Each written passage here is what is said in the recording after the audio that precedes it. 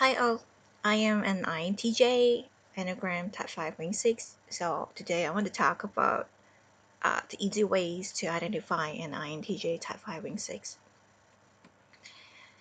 So basically I am a loyal person. That's why it is hard when a relationship ends for me. It's hard for me to see people die or facing problem in front of me. I've always wanted to help them. So I think that's why we are loyal. I think most of the time when I ask questions towards INTJ, they will always find ways to solve until the end most of the time. But if they don't, then normally they are uh, caught up into some of their interest or new topics. So we questions a lot and we try to solve the things until the end. There's a gut feeling telling us that whether the whole thing's gonna solve the problems or not. So if this doesn't, then we will tend to find more answers until it seems like the whole system's gonna be stable. So that's why if you want to see an INTJ, basically, from what I see is that it's not only INTJ. If people with an I and a J, basically they want to solve all the problem using the brain. They think about it. Um, ISFJ are also very good in analysis, but because IS are very selfish people, can I say that?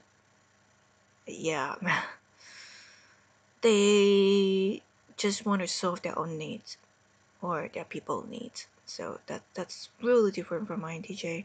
I realized that basically INJ, healthy type of INJ or type 5 ring 6, they are very peaceful all the time. They try to control their emotions all the time. Very analytical because of my T and J. You can sense that INFJ are also very analytical as well. If type 5 ring 6, basically when I talk to them, they really can get whatever I have to say, and we always come to the same conclusion, that kind of things, if I give some input, you know. Uh, because of Enneagram Type 5 Ring 6, I have very minimal needs. Uh, I don't need to talk to anyone for a few days and just be alone. I'm totally okay with that. Um, I don't need to eat a lot if I wanted to, but it depends on INTJ. Each INTJ behave differently. Basically, if you want to find them, it's easy. If you see that they are loyal, they don't harm anyone, they're always trying to help if you talk to them. If they are busy, then maybe they are still wanted to help, but they maybe like solve their own problem first. They will spend extra time to you. I've seen a few INTJ in seminars. If you have questions, they will also spend extra time with you. Maybe later on, they will also try to take care of that. Uh, if you see healthy INTJ, type 5 and 6, they are able to get the projects done. If you see that they are unhealthy, that's when they initiate more things to do. Just like me, I will do more and more and more and more, and sometimes like cannot finish the previous projects that I have started. It's very easy to see it, and from my view, I think that INTJ is the least drama, but uh, because when we're unhealthy, we constantly go into our own brain or we have more interest and more interest. Everything is related and everything is so interesting. So if you see that someone is doing a lot of things, analyze a lot of, have minimal needs, always seek for peace, uh, maybe they sometimes, like when they are unhealthy, maybe they are acting rude, but because they want the peacefulness, so they will stop the drama actually.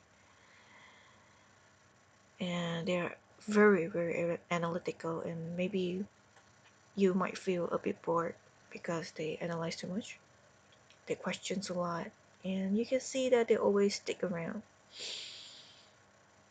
um, they they don't like to lose, like to help, doesn't require to give back. This is INTJ. I found that, like, for example, like type 2, they do something for you even though you don't need it, and they wanted you to do something forcefully for them. So it's very different from me. I mean, when I want to choose something, I don't like to lose, but losing is okay because at least I've tried my best.